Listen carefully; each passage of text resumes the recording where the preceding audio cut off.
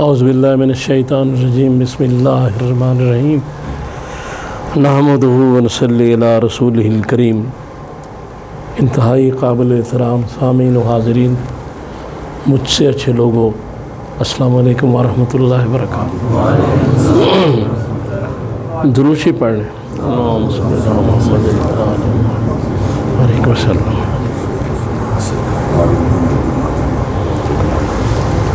سورۃ الحجرات کی آیت نمبر 12 میں کہا گیا کہ تجسس نہ کرو، یعنی جاسوسی سے بچو۔ تو اب یہ چیز ہے کہ اس میں قرآن جو باتیں کرتا ہے وہ مختلف جگہ مختلف تقاضے سے بات ہوتی ہے۔ پھر سورہ یوسف کی آیت نمبر 87 میں اسی لفظ کو استعمال کیا گیا کہ یوسف کو اور اس کے بھائی کو تلاش کرو۔ تو تجسس جو ہے اس کے معنی پھر دو ہو گئے۔ ایک تو معنی یہ ہے کہ جو نیگیٹو ہے کہ کسی کو ٹٹولنا، کریدنا، کسی کے عیب تلاش کرنا، یہ پازیٹیو چیز نہیں ہے۔ لیکن ویسے تلاش کرنا، جستجو، اچھی بات کی جستجو رکھنا، اچھی بات کے لیے سوالات کرنا، انکوائری کرنا، اب یہ ایک دوسرا پہلو ہے۔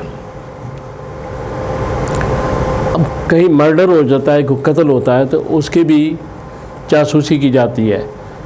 سسپیکٹ جو ہوتا ہے قاتل، اس کے حرکات، سکنات، اٹھنا بیٹھنا، یہ اور چیز ہے۔ علماء نے اس کی بڑی تفسیریں کی ہیں۔ بہرحال یہاں جو تجسس کا لفظ یہاں استعمال کیا گیا ہے سورۃ الحجرات میں، کہ اس کے ساتھ ہی پھر غیبت کا ذکر ہے، لہذا یہاں یہ ایک نیگیٹو پہلو میں بات ہو رہی ہے کہ دوسروں کے عیب نہ تلاش کرو۔ اس کی وجہ یہ ہے کہ احادیث میں کافی باتیں آئی ہیں۔ ایک حدیث پاک ہے،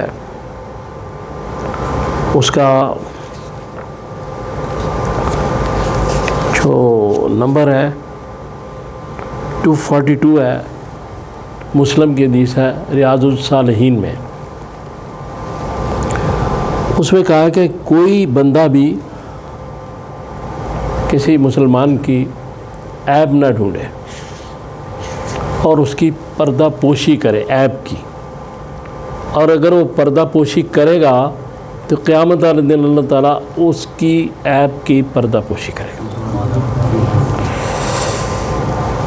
پھر یہ ایک اور حدیث ہے 4807،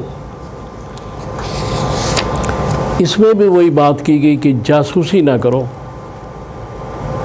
اور مختلف باتیں کی گئی، غیبت نہ کرو، حسد نہ کرو اسی حدیث میں، اور بھائی بھائی بن جاؤ۔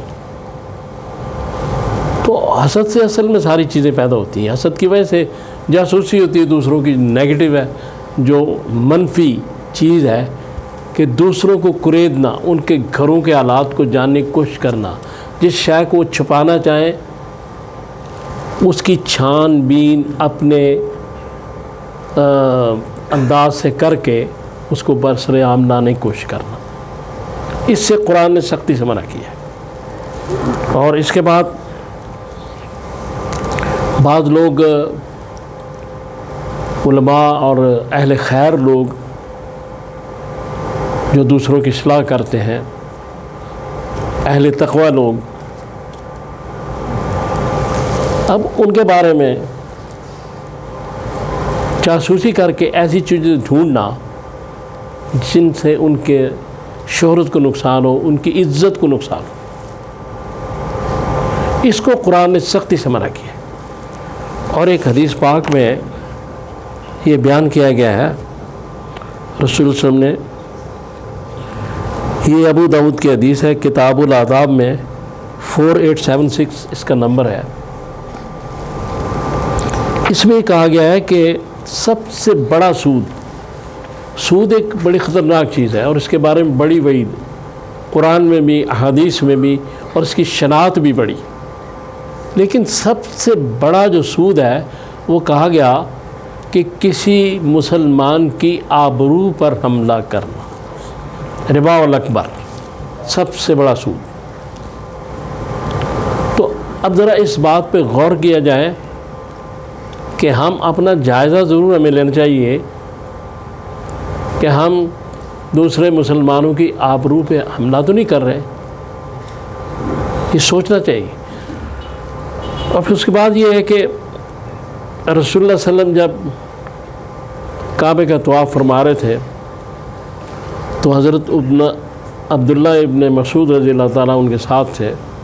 جب اس باغ میں ہے تو آپ نے کہا کہ کعبہ تو بڑا محترم ہے، لیکن تجھ سے بھی محترم ایک چیز ہے۔ تو عبداللہ ابن مسعود جو تھے وہ ذرا قریب ہو گئے کہ حضور کیا فرمانے لگے ہیں؟ تو آپ نے فرمایا کہ ایک مسلمان کا مال، جان اور اس کی آبرو، اے کعبے کو مخاطب کر کے، تجھ سے بھی زیادہ محترم ہے۔ تو کعبہ، اس کا تو ہم طواف کرتے ہیں، کعبے کو کوئی ڈھانے کی کوشش تو نہیں کرتا، اور کرے گا تو سارے مسلمان کھڑے ہو جائیں گے، لیکن ہم کتنے کعبے روز ڈھاتے ہیں، کتنے لوگوں کی آبرو پہ حملہ کرتے ہیں، کتنے لوگوں کی عزت پہ حملہ کرتے ہیں۔ یہ چیزیں ذرا غور طلب ہیں۔ اور پھر ایک حدیث ہے، اس میں یہ کہا گیا، اللہ نے فرمایا کہ اگر کوئی کسی کا عیب تلاش کرتا ہے تو اللہ تعالیٰ اس کا عیب تلاش کرے گا، یہ بہت بڑی بات ہے، اور پھر اس کا عیب تلاش کر کے اس کے گھر میں اس کو رسوا کرے گا۔ لہذا دوسروں کے عیب تلاش کرنے کے بجائے، خامیاں تلاش کرنے کے بجائے، ہم سب کو اپنی اصلاح کرنی چاہیے کہ اپنے عیبوں کو ڈھونڈیں اور انہیں ختم کرنے کی کوشش کریں بجائے دوسروں کے۔ قرآن پاک نور ہدایت ہے، لیکن قرآن پاک کے بارے میں کہا گیا کہ معاذ بن جبل سے حدیث ہے کہ انہوں نے کہا کہ حضور صلی اللہ علیہ وسلم نے فرمایا کہ قرآن دو طرح کے لوگ پڑھتے ہیں، ایک وہ جو ہدایت حاصل کرنا چاہتے ہیں، انہیں ہدایت مل جاتی ہے، اور جو قرآن میں کوئی نقص، کوئی کمزوری، ایسی چیز تلاش کرتے ہیں، انہیں اپنے جسم پہ خارش کے علاوہ کچھ نہیں ملتا۔ قرآن ایک مقدس کتاب ہے، لیکن اس کو پڑھنے کے لیے بھی نیت درست ہونی چاہیے۔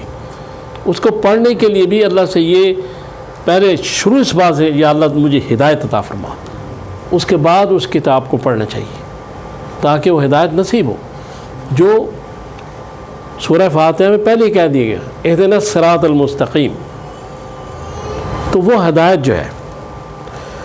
تو اس کے بعد یہ ہے کہ یہ جو ہم یہ سمجھتے ہیں کہ جو ہم کر رہے ہیں وہ کسی کو علم نہیں، چھپ کے کر رہے ہیں، لیکن ایک ذات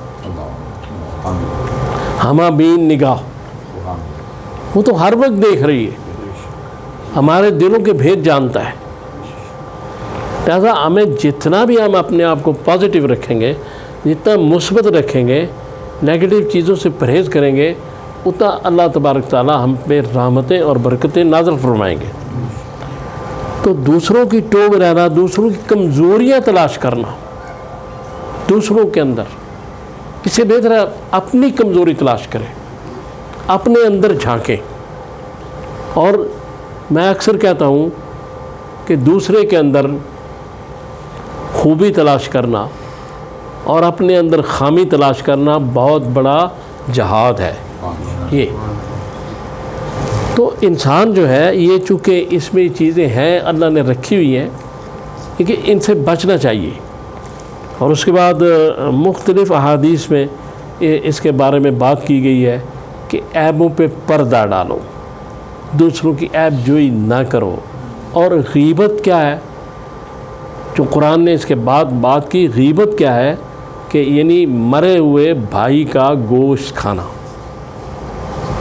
اور غیبت کیا ہے؟ غیبت یہ کہ جو آدمی کے اندر عیب ہو اس کو اس کی ایبسنس میں، اس کی غیر موجودگی میں اس عیب کو بیان کرنا جو اس کے اندر موجود ہے، جس کو پسند نہیں کرتا۔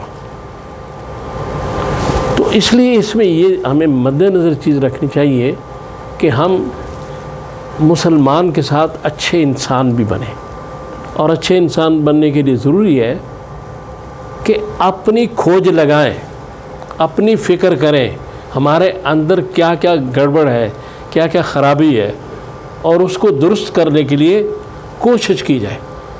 دوسروں کے معاملات میں جھانکنے کے، کسی فیملی کے اندرونی معاملات میں جن کو فیملی چھپانا چاہتی ہے اس کی ٹو لگانا، اس کو کریدنا مناسب نہیں ہے۔ گزارش یہی ہے کہ قرآن نے اسی طرف اشارہ کیا ہے، تو ہمیں چاہیے کہ ہم جستجو کریں، تلاش کریں، تدبر کریں۔ قرآن پہ انسان کا حق ہے کہ وہ تلاش کرے۔ اگر جستجو تلاش نہ ہوتی، تفکر نہ ہوتا، تو یہ پنکھا کیسے بنتا، یہ اے سی جس میں آپ بیٹھے ہیں یہ کیسے بنتا۔